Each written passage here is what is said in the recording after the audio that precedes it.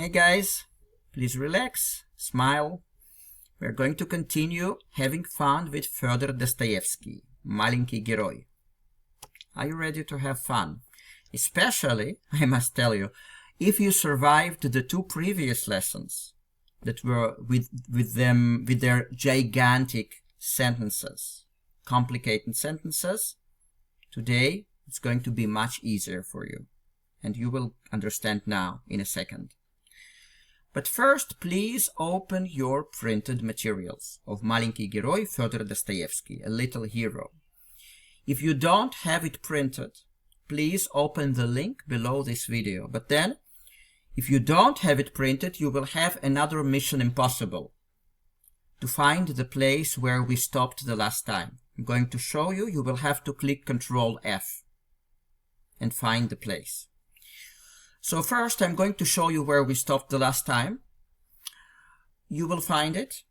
I will remind you the context. And then I will read you for the first time. You will probably not get much. But then we are going to work on this passage.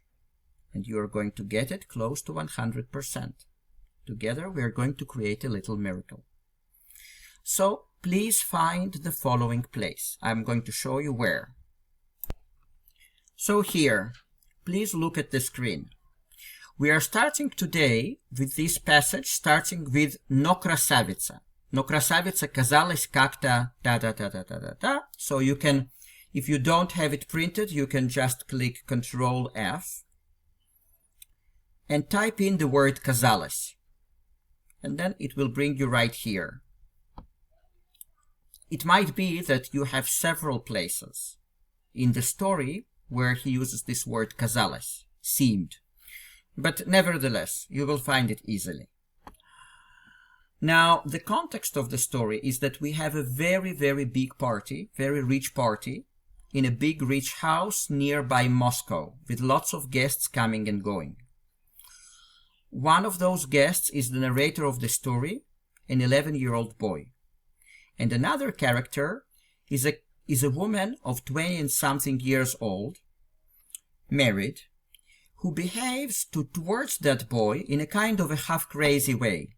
So she embarrasses him and asks him to sit on her lap and grabs his fingers and starts breaking them, etc.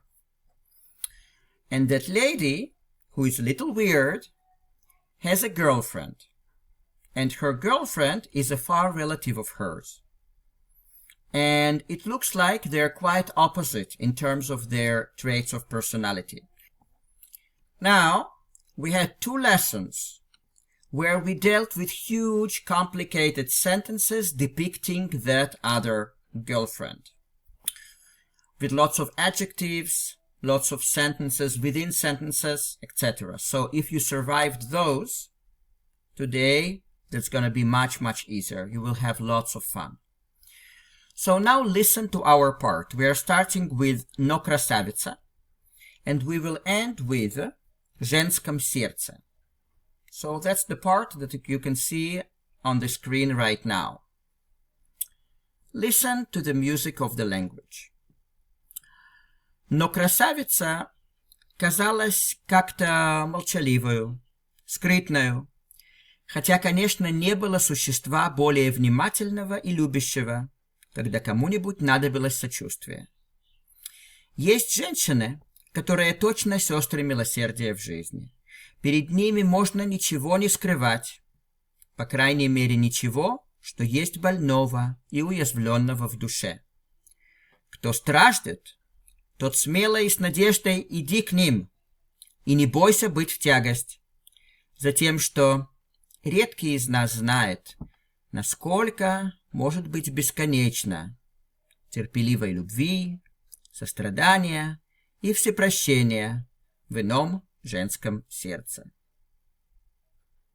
So guys, now we're going to create a little miracle together so that you get this. It's a beautiful passage, and you are going to get it close to 100%. Let's start with the first sentence. Но красавица казалась какой-то молчаливой, скрытной, Хотя, конечно, не было существа более внимательного и любящего, когда кому-нибудь надобилось сочувствие. So he is still depicting that other girlfriend of that a little bit weird lady. Красавица means a beautiful woman. Казалось means seemed. Как-то. I might have read какой-то, so it was my mistake. Как-то молчаливую. Как-то means somehow. Молчаливая, an adjective, comes from молчать, which means to keep quiet. So молчаливую would mean just quiet. Скрытную comes from скрыть, to keep in secret. So if you depict someone as скрытный, it means that he is a secretive. Therefore, the beginning of the sentence sounds the following. Но красавица казалась как-то молчаливою, скрытною. But the beauty seemed somehow quiet, secretive. Хотя, конечно, не было существа более внимательного и любящего. Хотя, please underline it and write above that, even though, конечно, of course. Существа comes from существо, which is a creature. Yeah, so please underline and write above that, creature. Более внимательного. Внимательного comes from внимательный, which means attentive. Любящего comes from любить, which is loving. So, let's read this part of the sentence. Хотя, конечно, не было существа более внимательного и любящего. Even though, of course, there was no creature more attentive and loving.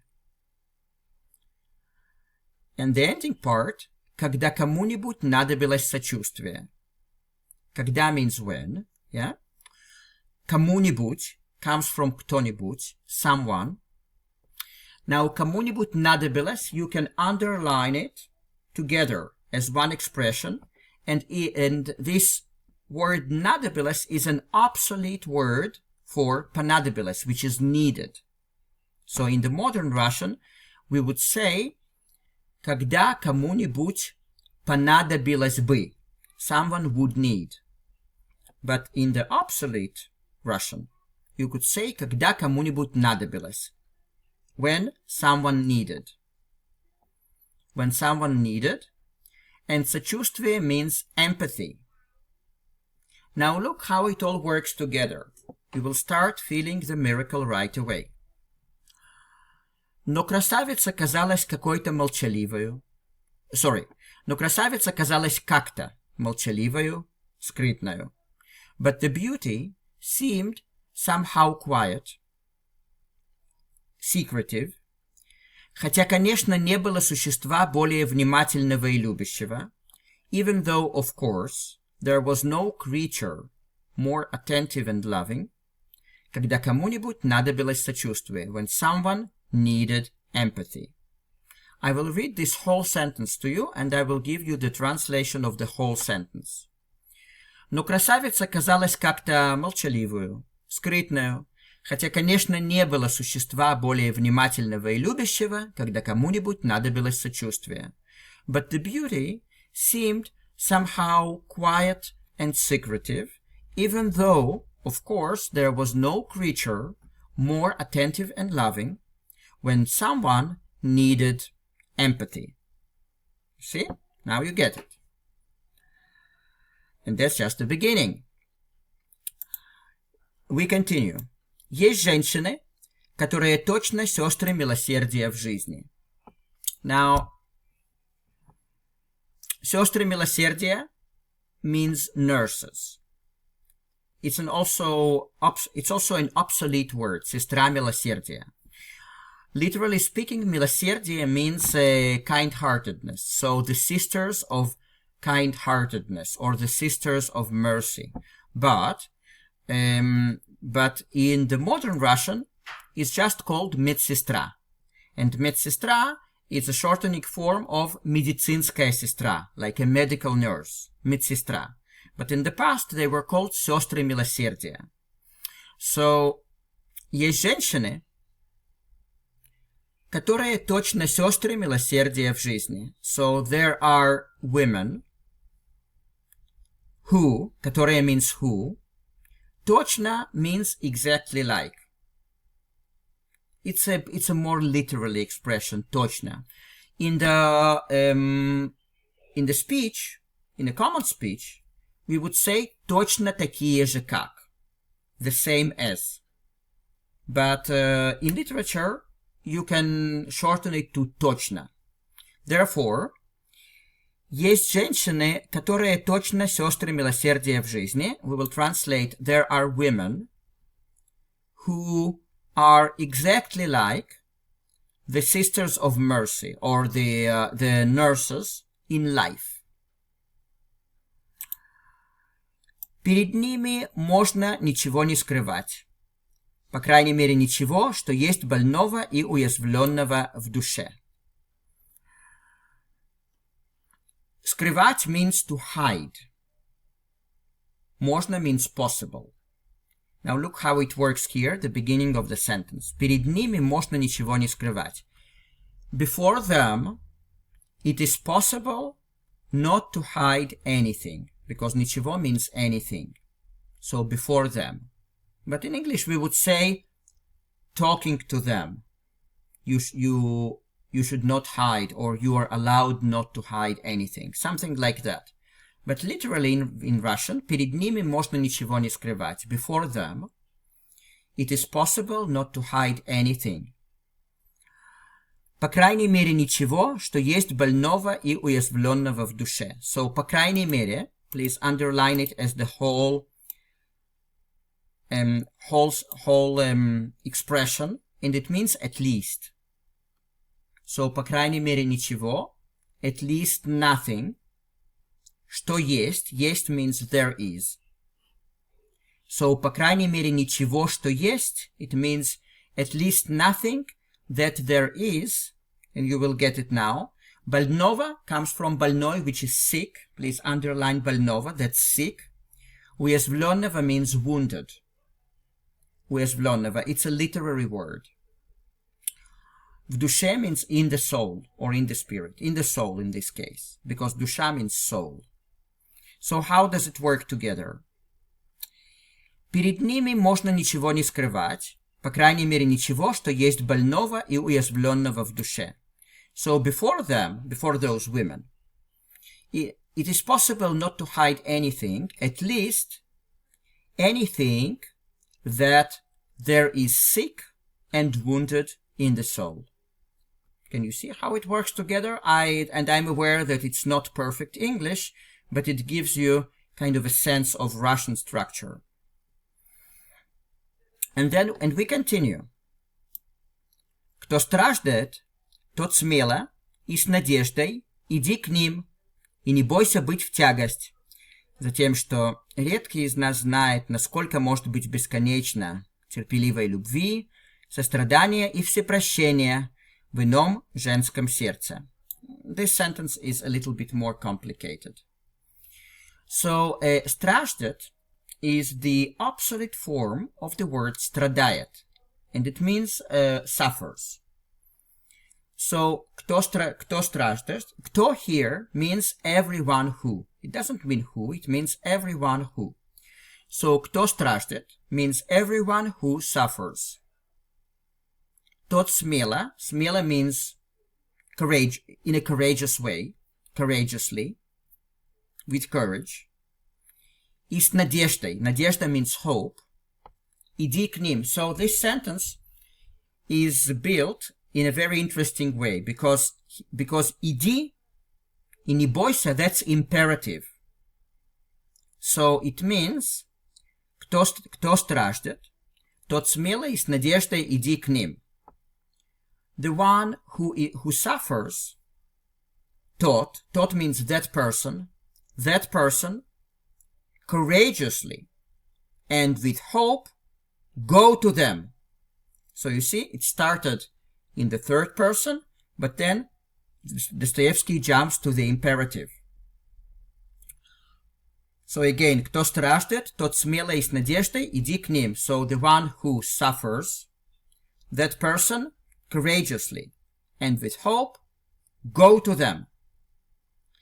И не бойся быть в тягость. So не бойся means do not be afraid, do not be frightened, do not be scared. Быть в тягость, to be a burden. So please underline it as a whole expression. Быть в тягость, to be a burden.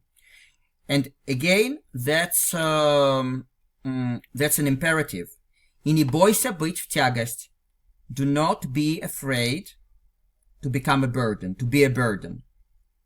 So now I will read the whole beginning of the sentence. Кто страждет, тот смело и с надеждой иди к ним и не бойся быть в тягость. So the one who suffers, that person courageously and with hope go to them and do not be afraid to become a burden. Затем, что редкий из нас знает. Затем, что is a literary form of the expression потому что, which means because. Редкий means a rare person. Из нас, from us. In English we wouldn't say it like that, but you will get it. So редкий из нас would mean a rare person from us. But in English we would probably say a rare person from our ranks. Знает, knows.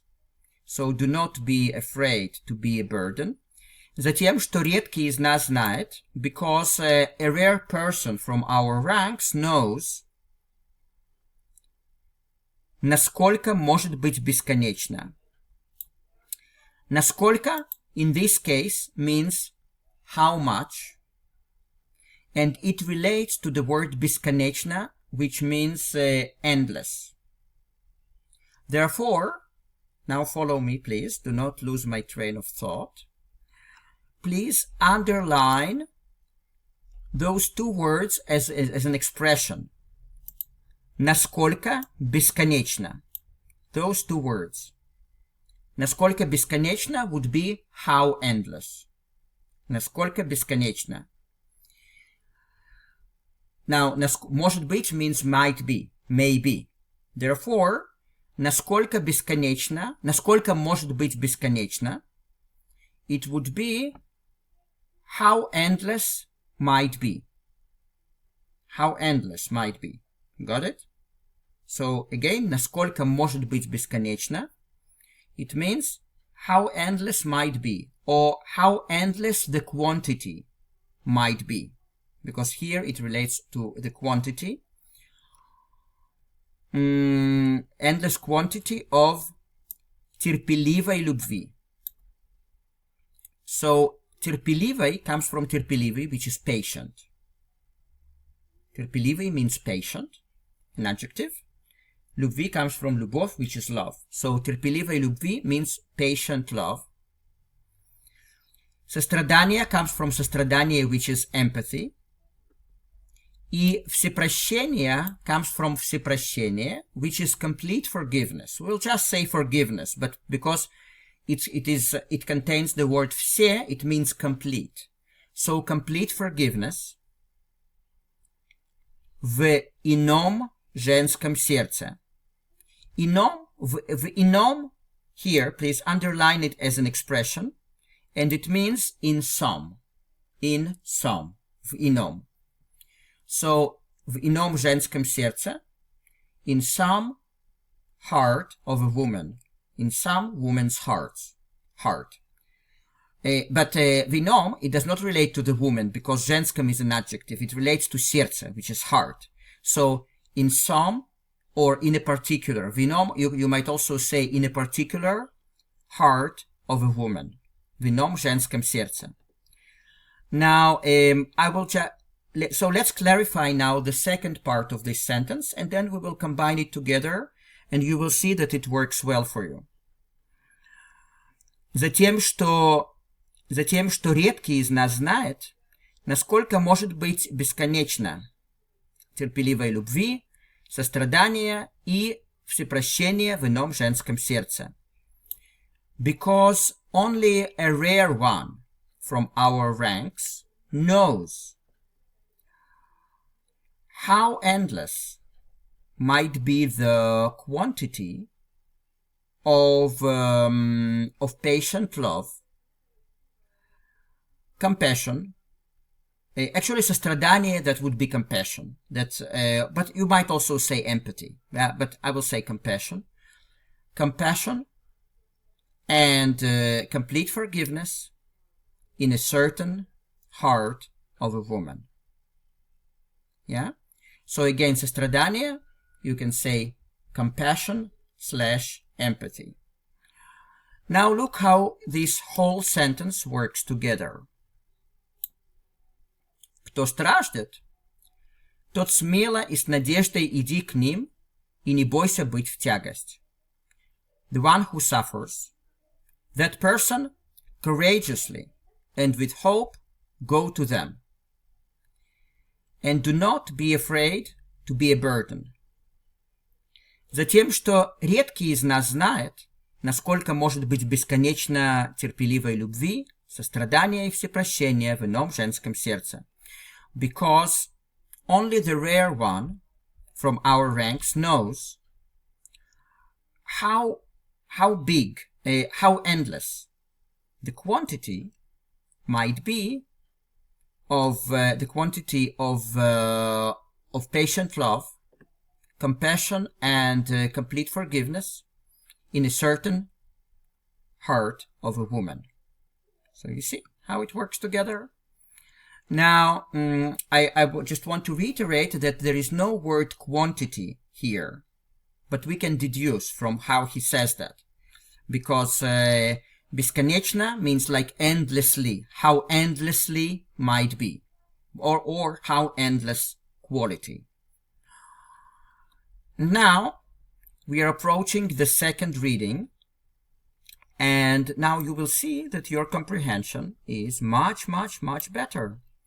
And by the way, I'll put the link below the video just to the part of my second reading. So if you want to listen to it repetitively, you just click on it again and again and again, and it will bring you right there just to the reading. So listen. Но красавица казалась как-то молчаливою, скрытною, хотя, конечно, не было существа более внимательного и любящего, когда кому-нибудь надобилось сочувствие. Есть женщины, которые точно сестры милосердия в жизни. Перед ними можно ничего не скрывать, по крайней мере ничего, что есть больного и уязвленного в душе. Кто страждет, тот смело и с надеждой иди к ним, и не бойся быть в тягость, затем, что редкий из нас знает, насколько может быть бесконечно терпеливой любви, сострадания и всепрощения в ином женском сердце. Okay, guys, so that's it for today. And by the way, next lesson of Dostoevsky, the passage is really, really beautiful because he continues pondering about the kind qualities of women's heart. And it's really, really beautiful, even in terms of the harmony of the language, but also the ideas expressed there. So just do not miss the next lesson. And meanwhile, if you need some training on your Russian, whatever level you are, I have very, very good strategies to make your level of Russian really high. So we can have our first meeting for free on Zoom. You will have my contact details below this video. Just drop me a line, we'll schedule a meeting, and you will see, even after that one meeting, that your Russian will never be the same. But meanwhile, wish you good mood, keep smiling, and we'll see each other next time. Ciao, ciao.